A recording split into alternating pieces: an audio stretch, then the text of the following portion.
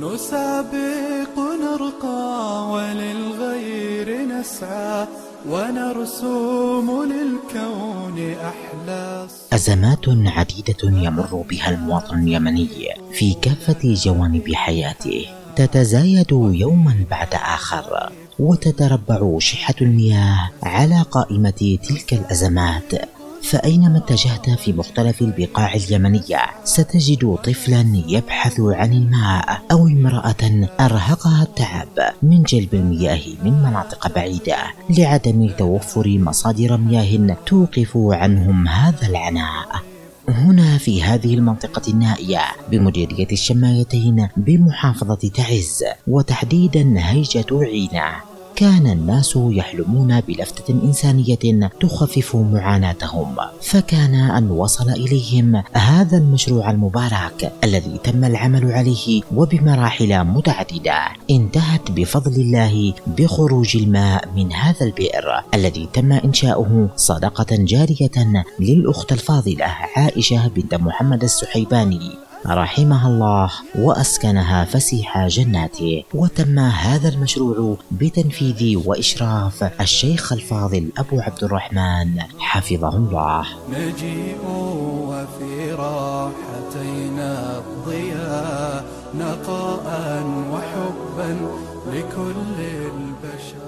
الحمد لله والصلاة والسلام على رسول الله وعلى آله وصحبه ومن والاه. ها نحن في هذا اليوم الخميس 13 من شهر رجب الحرام 1445 هجرية، وفي هذه المنطقة النائية هيجة عينة في مديرية الشمايتين بمحافظة تعز في اليمن. ثم وبحمد الله تعالى مشروع بئر عائشة محمد السحيباني رحمها الله وأسكنها فسيح جناته، وجعل هذا العمل صدقة جارية إلى روحها يصلها أجره إلى يوم القيامة.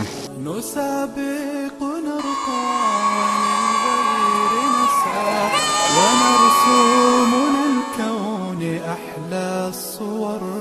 الأهالي المستفيدين من هذا المشروع تجمعوا وأطفالهم ليشهدوا هذا الخير العظيم، وتوجهوا بكلمات الشكر والثناء والدعاء لكل من ساهم في هذا العمل المبارك. بسم الله الرحمن الرحيم. أولا بداية نرحب أجمل الترحيب بالإخوة الزائرين إلى منطقتنا منطقة هيجة عينة مقارمة لافتتاح هذا البئر والذي يعتبر مشروع خيري سقيا خير. نسأل الله عز وجل أن يكون هذا في ميزان حسنات الأخت عائشة محمد السحيباني.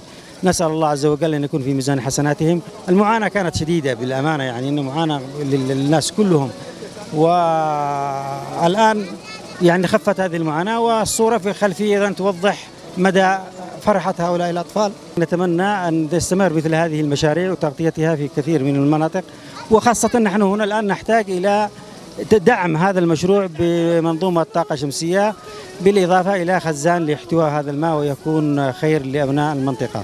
يعني كنا في معاناة شديدة، الماء على بعد مناطق بعيدة جدا، الغالبية من الناس كان أوضاعهم شديدة، لا يحصلون على الماء إلا بعد مشقة. والآن إن شاء الله يسهل لنا هذا البئر عملية الوصول إلى الماء ومساعدة الناس وكف احتياجاتهم. كما نشكر الأخت عائشة ويجعل الله في ميزان حسناتها ويجعله صدقة جارية لها، وكما نشكر الأخ أبو عبد الرحمن. ونظرا لظروف أصحاب المنطقة أنهم فقراء لا يستطيعون فعل شيء، نرجو منهم إضافة شبكة مياه مع الخزان، وجزاكم الله خير وجعلها الله في ميزان حسناتكم.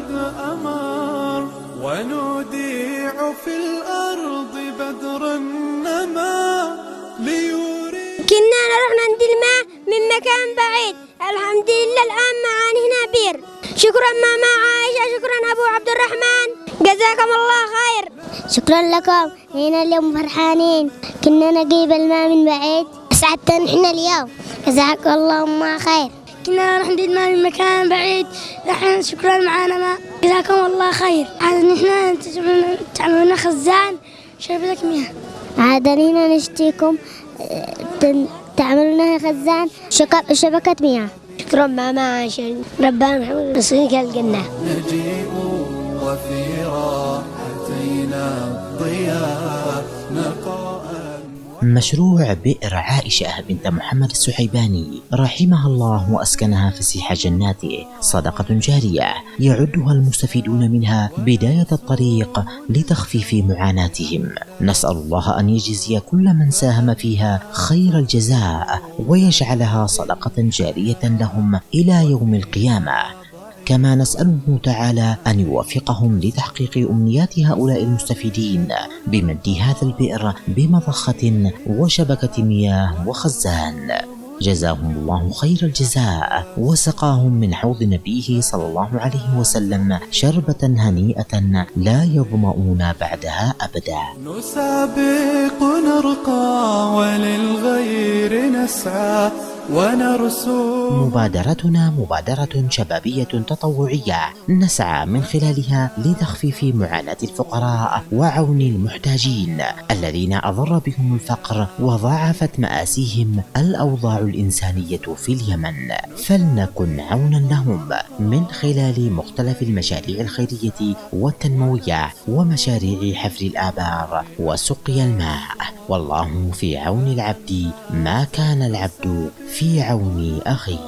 وللغير نسعى ونرسم للكون أحلى الصور.